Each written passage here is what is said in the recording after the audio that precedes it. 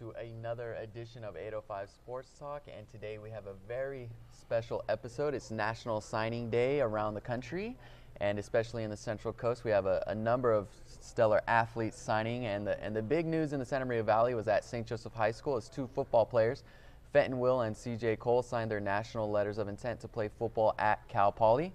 I swung by Hofschulte Gym at St. Joseph, spoke with C.J. Cole and Fenton Will and Coach Dustin Davis, and kind of caught their feelings about going to Cal Poly. The two guys have played together for around 10 years, and they're going to continue that at Cal Poly. So we got our offers in late June, so it's been we've been looking forward to this day for quite a while. But it's really cool, and especially for it to be with Fenton is pretty cool too. Well, on the field, I don't think I would be standing here if it wasn't for the St. Joe's, the off the field and everything. I mean, it's a great family environment. A lot of alumni come back and support the team, so definitely got to thank St. Joe's for this. It'll be fun because we're both going to be roommates too, so I know at Cal Poly they do a lot of running back versus linebackers, so that'll be fun, some friendly rivalry right there. I mean, it's so exciting. Today is one of the days that it's actually like kicking in, before just our verbal commit, it kind of sinks in a little bit, but you're not really prepared, but signing day you really just get all hyped up.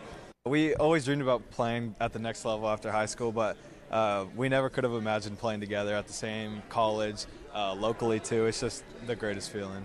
There were a countless number of people that have supported me throughout the years, and there's been so many ups and downs, but I really stayed true to who I am and just stayed dedicated, and it happened, so I'm excited. It's been some of the greatest times of my life. Football speaking, I couldn't have asked for a better program, better coach. Academically, I think it really prepared me for how intense the academic load is going to be at Cal Poly, so I've loved it here. I'm speechless. I mean, it's one thing signing to the next level, but it's another thing signing with one of your best friends from your childhood and stuff, so it's great. Really proud of these guys. I mean, their hard work and their dedication, this is where it's gotten them. So I think, for both of them, I think both of them really wanted to play at Cal Poly and had for a long time. So I think the chance to be close to home, play football in college, and have their education paid for is, I think, a special moment for them. And I'm super happy for them. I mean, it's nice when good kids who do the right thing off the field and in the classroom get rewarded for their effort. So it's good. It's great to see. So it appears Cal Poly is getting two standout recruits in Cole and Will. Lorenzo, I know you love signing day. You're so plugged into the college football recruiting scene. It's a big day, and Cal Poly is getting two kids from their own backyard. How did you feel about the two players that the Mustangs have picked up? I definitely want to start with Cole. I truly believe that he is an ideal fit for this triple option offense. When I saw Cole play at St. Joseph briefly, I was a huge fan of not only his willingness to attack the holes, but just his durability in general. And I'm sure that's something that Coach Walsh wants to have out of his running backs now. I feel like he could probably add a good 10 to 15 pounds of muscle, especially going against that big sky slate. But, Cole's a good move.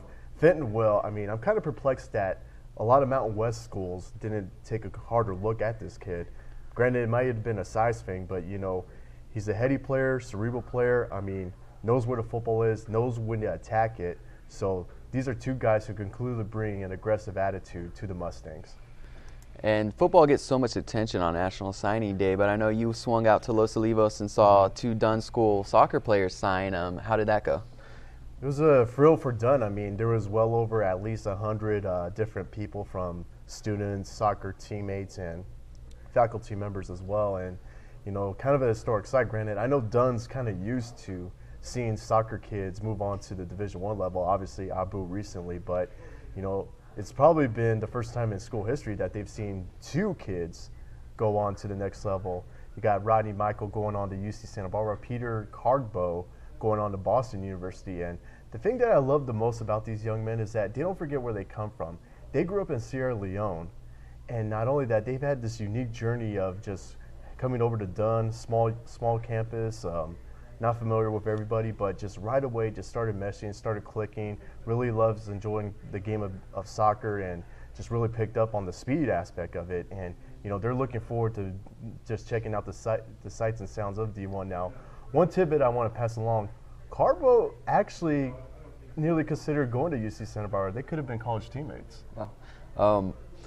So those are two specifics. Now, you've been following everything on Twitter. You see, I know you're plugged into the Fresno State scene. How do you feel about National Signing Day as a whole? Is it a good thing? Do you see some changes forthcoming with how they are doing things? How do you think it goes for the recruits who sign? I hear some rumblings that there might be an early signing period, maybe in like December or something like that. Yeah. How do you feel about the state of National Signing Day? It's definitely changed a lot. In fact, I caught a little bit of Jeff Tedford's press conference earlier today. He joked that there are times in which he would pull over on the side of a freeway and use a call box just to make contact with a recruit.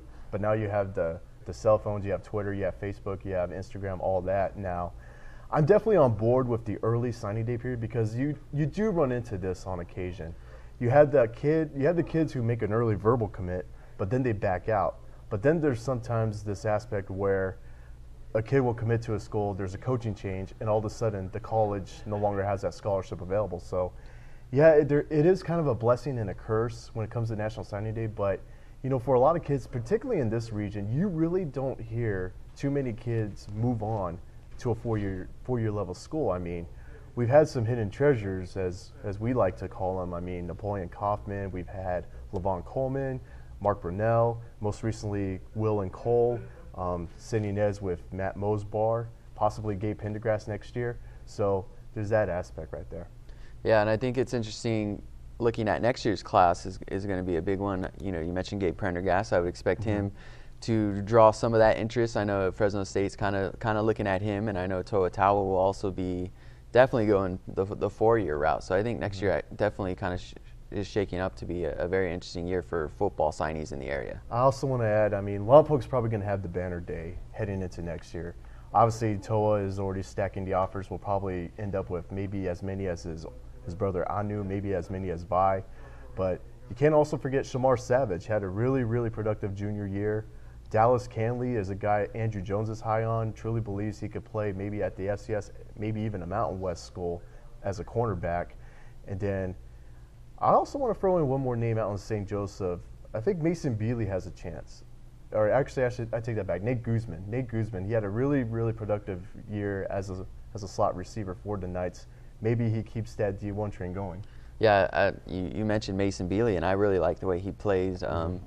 In that Calabasas game, he was banged up. I never really had a chance to mention it. I think he really hurt his knee early on in that game, but he was still going out there. He was barely able to walk, but he was going out on that field and still playing. So I really like his game, and I think he could maybe develop into a 4-year prospect at some point. And I really like Nate Guzman as well, his brother. I think Joe's at Redlands, I believe. Yeah, so Redlands. I love the way Nate played. He made a great catch against Calabasas, and St. Joe's going to be great to watch next year with Dino Maldonado's going to be back at quarterback. Nate Guzman and Mason's going to be back there, and Trevor Cole, CJ Cole's younger brother, is also going to be there. So. There's some serious foundation there at St. Joe. I'm willing to throw in Blake Trueheit as well at Santa Maria. There's the size aspect, but you know what? There are those D2 schools, even the service academies, that actually will take in an undersized quarterback who can run. Maybe Trueheit, depending on his academics, maybe he might sneak in something. Yeah, and you really haven't seen Blake at perhaps his best sport is baseball. He's a legit 3-sport star at Santa Maria. I thought baseball was for sure his best sport, but he had a great football season, and then he's really good at basketball. So that's another key player. And at the JUCO level right now, a guy I got to mention is Alex Checky.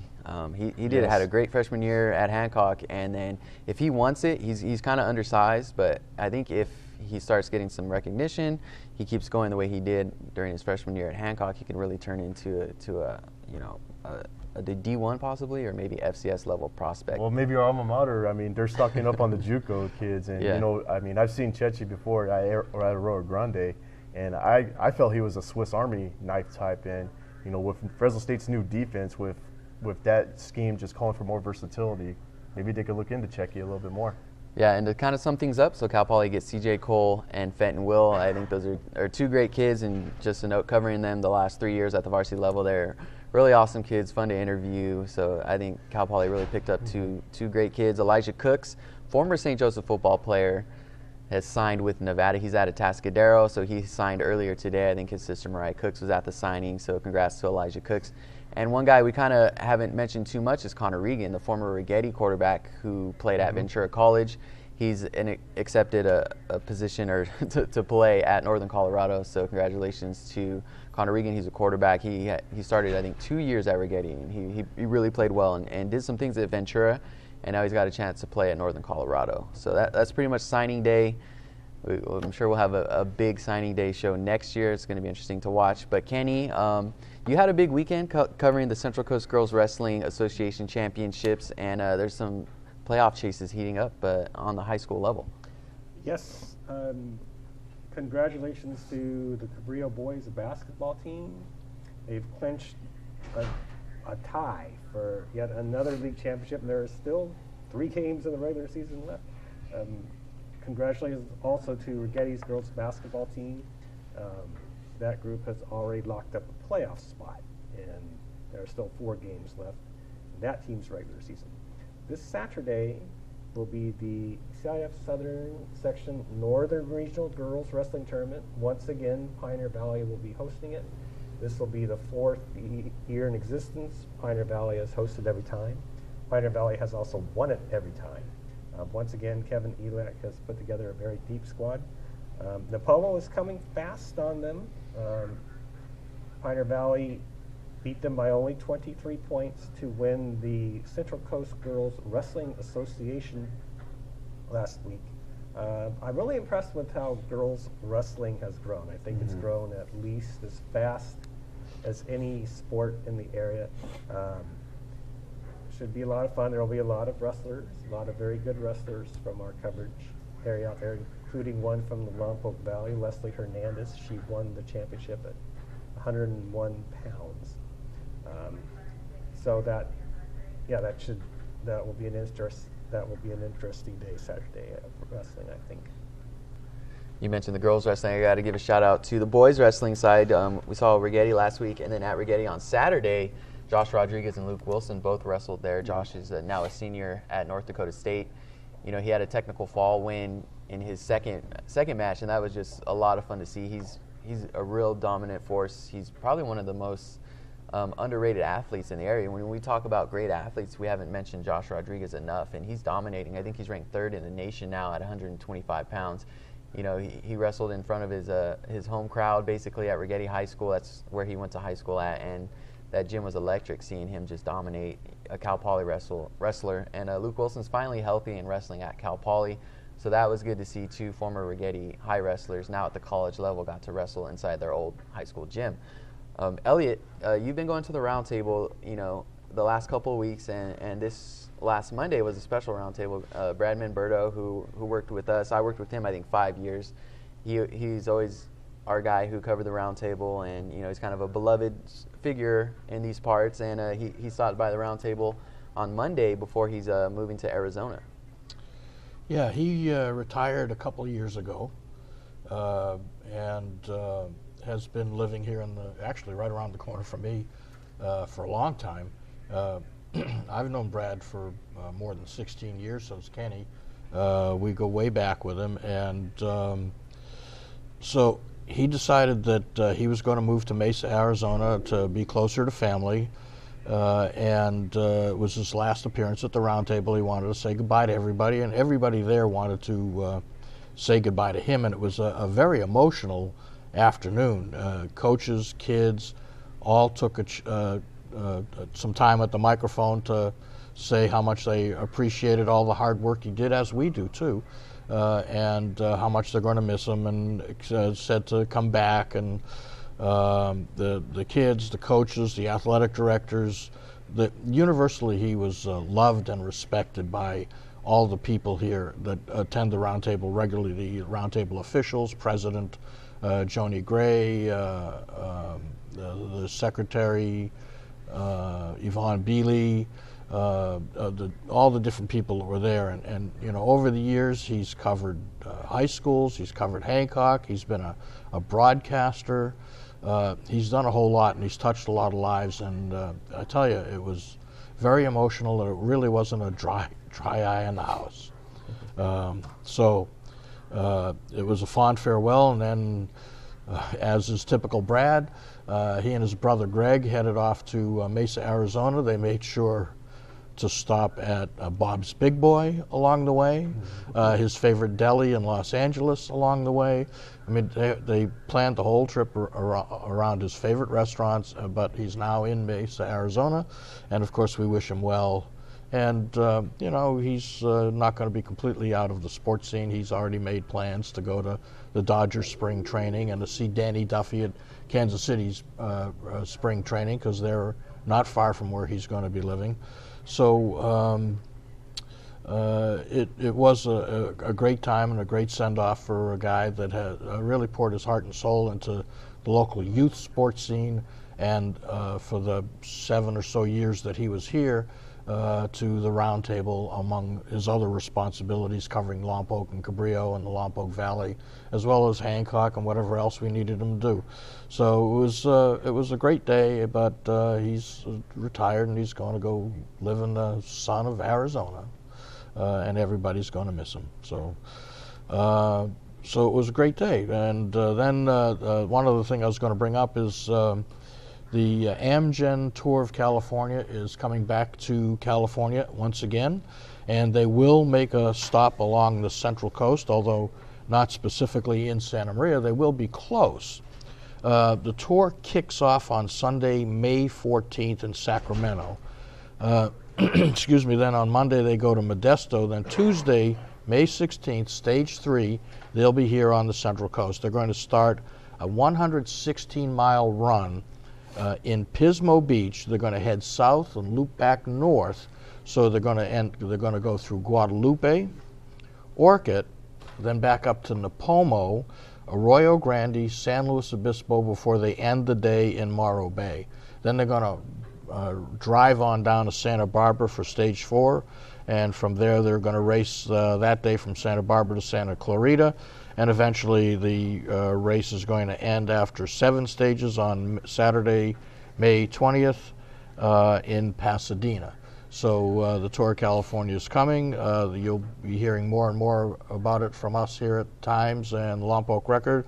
But you can make your plans. Tuesday, May 16th, they're going to be some of the finest cyclists in the world are going to be right here along the Central Coast, and there's going to be plenty of opportunities in that 116 miles for you to get out and see them and cheer your favorite runners and teams along the way. So that's coming up, and I know there's a lot of people that are already looking forward to it.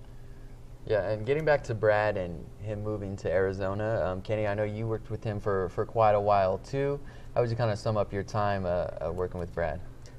I miss, when we had breaks at work, I miss the conversations we had. Actually, though, my funniest memory of him actually was, although there were several from here, my funniest memory of him was he used to do the public address system for the Santa Maria Indians before he started working here.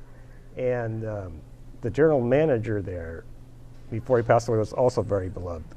His real name was Clarence, but everybody called him Scoop Nunes. And at one time between innings, Brad says, when he's not yelling at his team, Scoop Nunes likes to relax with his favorite whatever drink it was. That was just vintage Brad. That was just the kind of funny thing he would say to lighten everybody's mood, keep them laughing. Yeah, that pretty sums up Brad pretty well. He's a big guy, and pretty much everything about him, kind of resembled that. He had a big personality, a loud, strong voice, and that's kind of who he was. With Brad, you see what you get. We bumped heads a couple times, but I always liked him, always enjoyed working with him. And we get focused on numbers, statistics, things like that. But Brad was always focused on the people who played the games and kind of like the personality of the game. We'd always talk about how he'd always make sure to note the weather in some of his stories. It'd be like a sunny day or a sunny spring day. He had a personality to his writing, and he's not gone. He's just moving to Arizona. So we hope the best. We hope he enjoys his time out there. But we know the Central Coast is going to miss his personality and just, what he brought to the area. Pretty much everybody knew Brad that we work with, that we cover. Everybody has a story about Brad, and he was a lot of fun to work with here. He taught me a lot to kind of just enjoy things. He definitely enjoyed what he did working here, and he had a great voice. He was great at calling our games. He did the webcasts for a long time. He emceed events. He was perfect for doing that type of stuff. I think he emceed like the Roundtable dinners and stuff like that, and fundraisers. He was great at emceeing, had a great personality, was just a people person, and it was a lot of fun working with him, and I hope he has a good time out there in Arizona with some family. I know he would have he probably enjoyed seeing the Cubs win the World Series, and maybe he'll get to see the Dodgers win the World Series at some point, but that's Brad. He was one of the first people I met when I came here a little over 16 years ago. He was working, among other things, he was doing PA for Hancock baseball, for Hancock basketball. He did a morning show with Ben Hayes at KUHL Radio. He did the afternoon sports talk with Rick Blameyer, and I started co-hosting that show just on Fridays. Eventually I did it every day, but just on Fridays, and Brad, Rick Blameyer, and I would talk sports on Fridays. So I got to know him really early on, he broadcast the Hancock football games on KUHL, and I was doing the high school football games on KUHL. So we used to see each other every weekend on the games and trade off the equipment, because they only had one set of equipment, so we'd all have to share that. And then as time went on, he and I actually started doing the high school games together. And I guess it was 8 or 9 years ago, we had lost a reporter at the Lompoc Record. Sports reporter went down to one of the LA papers, and Brad and I were doing a game, and I actually hired him for the job at the Lompoc Record that he had right there during the football game. We were sitting there talking on how I needed somebody, and he says, well, what about me? I said, well, let's talk about it. And we spent the whole halftime talking about the Lompoc Record, the Santa Maria Times, and basically I hired him right on the radio while we were doing a football game. And then he came over here, and he did everything for us. He did webcasts, he did football, basketball, webcasts for us, and he was just a great joy to be around, and he still is. Brad has a very, I'm not sure what the word is, strong presence on Facebook. So we already know about his travels. We've been able to keep up with him. His phone number hasn't changed, so I can still talk to him. And I know that he's looking forward to a sports future in Arizona, especially things like spring training. But Phoenix has football, they have hockey, they have basketball, and they have baseball. So it's a major league sports town. So he's looking forward to that aspect of his life in Arizona. But he did everything while he was here. PA, radio, play-by-play, color commentary, and everybody who ever listened to him thought it was just so much fun to listen to him on the air. And his style, and like you said, his stories that he could tell. He had his own unique way of presenting things, and I know that's one thing that we all miss about him. But hey, he's doing fine, so good luck to him in Arizona. On those broadcasts, I mean, he was knowledgeable, he was funny, he had a good voice, he basically had it all. Yeah. He hated it, and so do we all, when we're because we've all broadcast games. And Lorenzo, you're just starting with us, but you get these rosters sometime, and there's a number 87 is a wide receiver, and who is he? He's not on my roster. And even if you got your computer with you and you're trying to find the JV roster from Max Preps, this kid isn't anywhere to be listed. Well, you go to the coaches and the press box, and you say, who is he? I don't know. So they eventually find out, and it turns out he's some kid that used to wear number 34, but now he's wearing 87. And Brad, that drove him nuts. I know that's one thing. And he would just say, well, Timmy Green caught that pass, because who the heck knows who this number 87 is? So, and then eventually we find out who he was and correct it along the way. But he sure had a good time doing the broadcasts, and he'd been doing it for years, not only just here, but in other parts of the country where he lives, Chicago, outside of St. Louis. So he's a longtime broadcaster and journalist, and everybody's liked him everywhere he's been. So. Yeah. Now, he's going over to Arizona. We have a guy that's coming back to a top position in Mike Hartman. He was a St. Joseph coach, was a kind of a defensive coordinator, defensive coach at AG the last 5 years. But on Tuesday, the school district announced that he's taken over the head coaching position after Tom Goosen retired in December. We've all had some experience with Mike Hartman. He's a fun guy. I remember trying to interview him when he was coaching the defense at AG. He'd always say, I'm just an assistant, man. You can go talk to the head coach about that, because he didn't want to deal with all the head coaching duties. So now he has to deal with that again. So Kenny, you know Mike pretty well. You covered him when he was at St. Joseph. How'd you feel about the fit with AG? I don't think there's a better fit, actually. He's been there a while. I mean, he knows the ropes. He knows the other coaches. He knows the players. He's popular. It does not surprise me at all that he was named as the head coach. As far as the expectations for him there, I'm sure they're high. Lompoc is the most successful high school football program in the area, but Rio Grande is a very respectable second. They make the playoffs year in and year out. So I anticipate that he'll have a lot of success there. He was a great football coach at St. Joe. He took those kids to the playoffs. And remember, St. Joe plays with the big boys. They're in the Pac-8. You've got schools like Arroyo Grande and Righetti, Pioneer Valley, SLO, Paso, Atascadero, big schools. And St. Joe has, I used to say 650 students, but I don't think it's that big anymore. I think they're closer to 500, maybe even a little less. So Orchid Academy is a bigger school than St. Joe. Orchid Academy is still playing 8-man and is reluctant to move up to 11-man football and join the Los Padres League, because they're seriously concerned that they won't be able to get enough kids to field a team and at the 11-man level. Yet St. Joe, with fewer students, year in and year out fields a team and fields a good team. And when he was their head coach, they were a playoff team every year. They were in the hunt for the Pac-8 League Championship, Pac-7 before that. So he's proven that he can run a program. And now Arroyo Grande, he's been there, like you said, 5 years. When he first started there, after 1 year, I don't know that it would have been a great move, but Tom Goosen wasn't ready to retire. But now it's 5 years. The continuity is there. He can just step right in and fill Goosen's shoes, and he'll provide his own wrinkles and his own style to the team, but he knows how to win. He's a proven winner, and I seriously think that this is really going to be a good fit and a good opportunity for him to go from a small school with success to a school with a wealth of riches of students, of kids to come out, big youth program, big freshman and JV programs.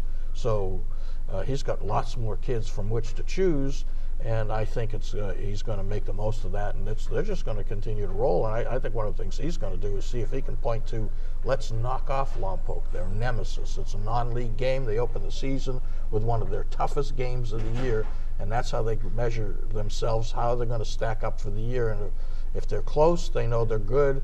I think he's going to push to beat them, and Lompoc had better watch out, because Hartman is on a mission.